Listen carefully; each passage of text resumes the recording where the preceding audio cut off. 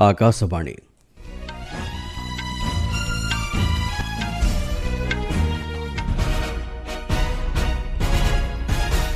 संवाद पढ़ुछंती चंदन घोष। मुख्य संवाद महिला सशक्तिकरण सहित देश निर्माण में सम भागीदारी हो पारे 2047 सुधा विकसित भारत लक्ष्य पूरण हो पारिबो कहिले प्रधानमंत्री। भारत अमेरिका संपर्क में एक स्वतंत्रता रही एवं नरेंद्र मोदी जड़े उत्तम प्रधानमंत्री बोली कहिसंती डोनाल्ड ट्रंप। देशर सामुद्रिक क्षेत्र में 2047 सुधा एक वैप्लविक परिवर्तन आनिबा लागि 80 लाख कोटी टंकार एक योजना कार्यकारी करुछंती सरकार। झोट शिल्पर विकास लागि नव सृजनता एवं आधुनिक ज्ञानकौशल प्रयोग उपरे गुरुत्वारोप करिसंती केंद्र बयनशिल्प मंत्री। एवं पुरुष एशिया कप हॉकी चैंपियनशिप रो सुपर 4 पर्याय आज भारत भेटिबो चीन को। महिला सशक्तिकरण सहित देश निर्माण में सम भागीदारी हो पारे ही 2047 सुधा विकसित भारत लक्ष्य पूरण हो पारिबो बोली प्रधानमंत्री नरेंद्र मोदी कहिसंती। गतकाली गुरुदिवस अवसर में केंद्रमंत्री सावित्री ठाकुर एक लेखा को सामाजिक गणमाध्यम में पोस्ट करी सेहा कहिसंती। श्री मोदी कहिसंती विकसित भारत लक्ष्य हासिलर मूलमंत्र हेउची शिक्षा। जातिर जनक महात्मा गांधीकर यह स्वप्न को पूरण करने दिगरे समस्त आवश्यक पदक्षेप नियाजिबो बोली प्रधानमंत्री प्रतिश्रुति दैछंती। दूसरों पर निर्भर रहने से देश कभी उतनी तेजी से आगे नहीं बढ़ सकता जितना उसका सामर्थ्य होता है। आज के विद्यार्थियों और आने वाली पीढ़ियों में एक सवाल शुरू से ही प्रचारित और प्रसारित किए जाने की जरूरत है। ये हमारा कर्तव्य है। जो काम महात्मा गांधी जी ने किसी समय हमारे लिए छोड़ा है, अब पूरा करने का सौभाग्य हमें मिला है।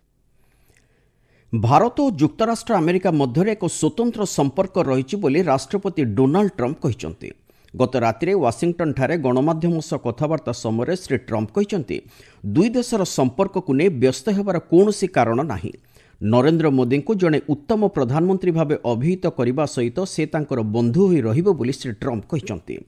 अन्यपक्षे भारत रूस ठारू एते परिमाणर तैल क्रय करुवा जोगु से दुखित बोली अमेरिका राष्ट्रपति कहिसंती। अन्य एक प्रश्नर उत्तर में श्री ट्रंप कहिसंती भारत सह संपर्क पुनर्स्थापन करने दिगरे से सर्वदा प्रस्तुत। मॉरिशसर प्रधानमंत्री डॉक्टर नवीन चंद्र रामगुलाम आसंता 9 तारिखर एक सरकारी गस्तरे भारत आसुचंती। आसंता 16 तारिख पर्यंत भारत गस्त अवसर में श्री रामगुलाम राष्ट्रपति द्रौपदी मुर्मू सह साक्षात आलोचना करेंगे। याछड़ा से प्रधानमंत्री नरेंद्र मोदी सहित द्विपक्षीय रणनीतिक भागीदारी को सशक्त करने लगी कथबार्ता करेंगे। आसंता 16 तारिख पर्यंत भारत गस्तरे आसीथिबा डॉक्टर रामगुलाम नुआदिल्ली व्यतीत मुंबई, वाराणसी, अयोध्या और तिरुपति गस्त करेंगे बोली वैदेशिक व्यापार मंत्रालय पक्षर जारी करा जायथिबा एक विवृत्ति में कहुଯାଇଛି। एही गस्त द्वारा भारत और मॉरिशस मध्य द्विपक्षीय संपर्क अधिक सशक्त हो पारिबो। चलित थर मॉरिशसर प्रधानमंत्री दायित्व ग्रहण करने पर श्री रामगुलाम प्रथम उपसागरीय द्विपक्षीय गस्तरे भारत आसुचंती बोली मंत्रालय कहिछि। देशर सामुद्रिक क्षेत्र में 2047 सुधा एक वैप्लविक परिवर्तन आनिबा उद्देश्य सरकार 80 लाख कोटी टंका व्यय अटकल एक योजना कार्यकारी करुछंती। बंदर, जहाज चलाचल और जलपथ मंत्री सर्बानंद सोनोवाल गतकाली तमिलनाडुर टुटिकोरिन ठारे गणमाध्यम को यही सूचना देइछंती। श्री सोनोवाल कहिसंती एहा द्वारा बंदरर क्षमता, जहाज चलाचल, जहाज निर्माण और अंतर्देशीय जलपथर क्षमता को संप्रसारित करा जाय परिबो। एहाछड़ा उपकूलवर्ती अंचल में रहुथिबा मत्स्यजीवी मानकर जीवन जीविका मानरे मध्य उन्नति आसीपारिबो। प्रधानमंत्री नरेंद्र मोदी नेतृत्व में सामुद्रिक क्षेत्र में नव सृजनता एवं संयोगीकरण माध्यम रूपांतरण प्रक्रिया जारी रही बोली केंद्रमंत्री कहिसंती। गतकाली श्री सोनोवाल टुटिकोरिन ठारे विभिन्न विकासमूलक प्रकल्प समेत सबुज हाइड्रोजेन पायलट प्लांटर शुभारंभ करिसंती। वैदेशिक व्यापार मंत्री डॉक्टर एस जयशंकर गतकाली संध्यारे नुआदिल्ली ठारे भूटान प्रधानमंत्री शेरिंग टब्गे सहित साक्षात आलोचना करिसंती। सामाजिक गणमाध्यम ए संपर्क में पोस्ट करी डॉक्टर जयशंकर कहिसंती भारत और भूटान मध्य समय परीक्षित एक अभिनव भागीदारी रही आछि। एहाको अधिक सशक्त करिबारे दुई देश पक्षर निरंतर प्रयास जारी रहिछि। ए दिगरे नेतृत्व और मार्गदर्शन पई डॉक्टर जयशंकर भूटान प्रधानमंत्री को धन्यवाद जणाइछंती। आपण माने संवाद शुणुचंती आकाशवाणी।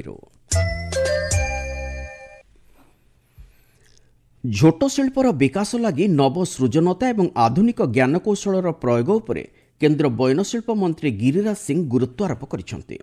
ଗତକାଲି କୋଲକାତାଠାରେ ଅନୁଷ୍ଠିତ ଭାରତୀୟ ଝୋଟ ଶିଳ୍ପ ଗବେଷଣା ସଂଘର ସମାରୋହରେ ଯୋଗଦେଇ ଶ୍ରୀ ସିଂ କହିଛନ୍ତି, ଭାରତୀୟ ଅର୍ଥନୀତିର ଅଭିବୃଦ୍ଧି ଦିଗରେ ଝୋଟ ଶିଳ୍ପର ଏକ ଗୁରୁତ୍ୱପୂର୍ଣ୍ଣ ଭୂମିକା ରହିଛି। 2030 ମସିହା ସୁଦ୍ଧା ଏ କ୍ଷେତ୍ରରେ ଏକ ସ୍ଥାୟୀ ବିକାଶର ଆବଶ୍ୟକତା ଉପରେ କେନ୍ଦ୍ରମନ୍ତ୍ରୀ ଆଲୋକପାତ କରିଛନ୍ତି। ଝୋଟ ସହିତ ଆନୁଷଙ୍ଗିକ ସାମଗ୍ରୀର ଉପଯୁକ୍ତ ମିଶ୍ରଣ କରାଯାଇ ପ୍ରକ୍ରିୟାକରଣ ହୋଇପାରିଲେ ଏହି ଶିଳ୍ପ ଆଧୁନିକତା ସହ ତାଳ ଦେଇ ବିକାଶ କରିପାରିବ। ଏହାଛଡ଼ା ରପ୍ତାନୀ ପରିମାଣ ମଧ୍ୟ ବୃଦ୍ଧି ପାଇବ ବୋଲି ଶ୍ରୀ ସିଂ କହିଛନ୍ତି।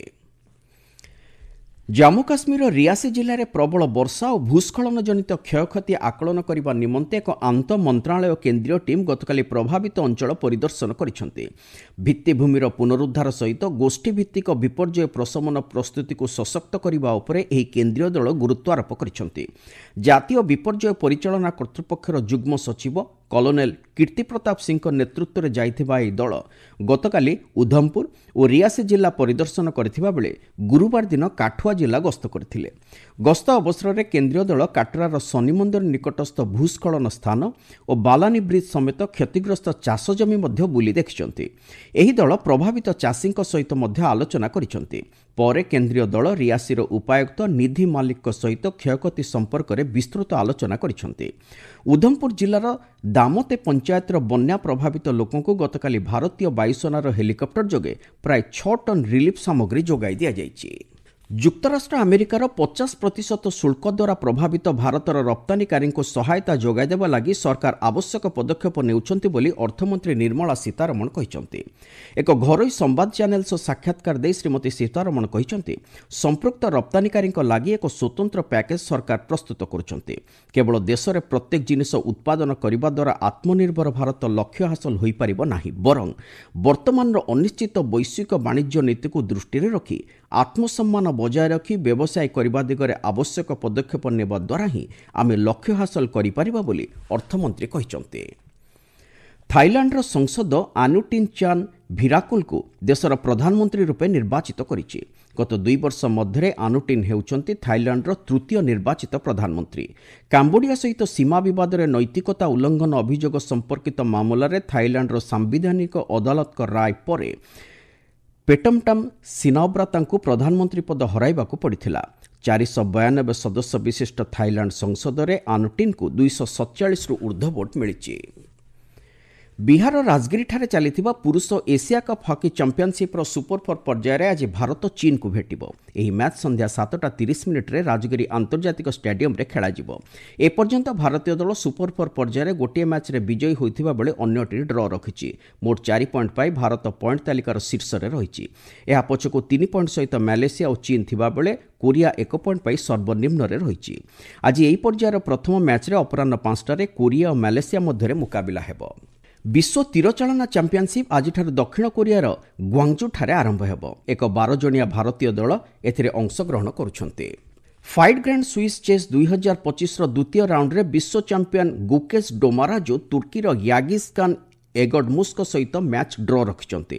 ଅନ୍ୟପକ୍ଷରେ ମହିଳା ବର୍ଗରେ ପୂର୍ବ ବର୍ଷର ଚାମ୍ପିୟନ ବୈଶାଲୀ ରମେଶ ବାବୁ ନେଦରଲ୍ୟାଣ୍ଡସର ଏନିରେ ରୋଏବର୍ସଙ୍କୁ ପରାସ୍ତ କରିଛନ୍ତି। ଏହାଛଡ଼ା ପ୍ରି ପ୍ରଜ୍ଞାନନ୍ଦା ମଧ୍ୟ ତାଙ୍କର ପ୍ରତିଦ୍ୱନ୍ଦ୍ୱୀ ଇଭାନ ଜେବ୍ଲିଆନ୍ସ୍କିଙ୍କ ବିପକ୍ଷରେ ଦ୍ୱିତୀୟ ରାଉଣ୍ଡରେ ବିଜୟୀ ହୋଇଛନ୍ତି। ୟୁଏସ୍ ଓପନ୍ ଟେନିସ୍ ଟୁର୍ଣ୍ଣାମେଣ୍ଟର ପୁରୁଷ ସିଙ୍ଗଲ୍ସ ଫାଇନାଲରେ ସ୍ପେନ୍ର କାର୍ଲସ୍ ଆଲକାରାଜ ପ୍ରବେଶ କରିଛନ୍ତି। ଗତକାଲି ଅନୁଷ୍ଠିତ ସେମିଫାଇନାଲରେ କାର୍ଲସ୍ ସର୍ବିଆର ନୋଭାକ୍ ଜୋକୋଭିକ୍କୁ 6-4, 7-6 ଓ 6-2 ସେଟ୍ରେ ପରାସ୍ତ କରିଛନ୍ତି। ଏହି ଟୁର୍ଣ୍ଣାମେଣ୍ଟର ଅନ୍ୟ ଏକ ସେମିଫାଇନାଲରେ ଇଟାଲୀର ଜାନିକ୍ ସିନର ଏବଂ କାନାଡାର ଫେଲିକ୍ସ ଆଗର ଆଲିଆସିମଙ୍କ ମଧ୍ୟରେ ମୁକାବିଲା ହେବ। ଏହି ମ୍ୟାଚ୍ର ବିଜେତା ଫାଇନାଲରେ କାର୍ଲସ୍କୁ ଭେଟିବେ। ମୁଖ୍ୟ ସମ୍ବାଦଗୁଡ଼ିକ ପୁଣି ଥରେ। ମହିଳାଙ୍କ ସଶକ୍ତିକରଣ ସହିତ ଦେଶ ନିର୍ମାଣରେ ସମଭାଗିଦାରୀ ହୋଇପାରିଲେ 2047 ସୁଦ୍ଧା ବିକଶିତ ଭାରତ ଲକ୍ଷ୍ୟ ପୂରଣ ହୋଇପାରିବ, କହିଲେ ପ୍ରଧାନମନ୍ତ୍ରୀ। ଭାରତ ଆମେରିକାର ସମ୍ପର୍କରେ ଏକ ସ୍ୱତନ୍ତ୍ରତା ରହିଛି ଏବଂ ନରେନ୍ଦ୍ର ମୋଦି ଜଣେ ଉତ୍ତମ ପ୍ରଧାନମନ୍ତ୍ରୀ ବୋଲି କହିଛନ୍ତି ଡୋନାଲ୍ଡ ଟ୍ରମ୍ପ। ଝୋଟ ଶିଳ୍ପର ବିକାଶ ଲାଗି ନବସୃଜନତା ଏବଂ ଆଧୁନିକ ଜ୍ଞାନକୌଶଳର ପ୍ରୟୋଗ ଉପରେ ଗୁରୁତ୍ୱାରୋପ କରିଛନ୍ତି କେନ୍ଦ୍ର ବୟନଶିଳ୍ପ ମନ୍ତ୍ରୀ। ଏବଂ ପୁରୁଷ ଏସିଆ କପ୍ ହକି ଚାମ୍ପିୟନସିପ୍ର ସୁପର 4 ପର୍ଯ୍ୟାୟରେ ଆଜି ଭାରତ ଭେଟିବ ଚୀନକୁ। ସମ୍ବାଦ ଶେଷ ହେଲା।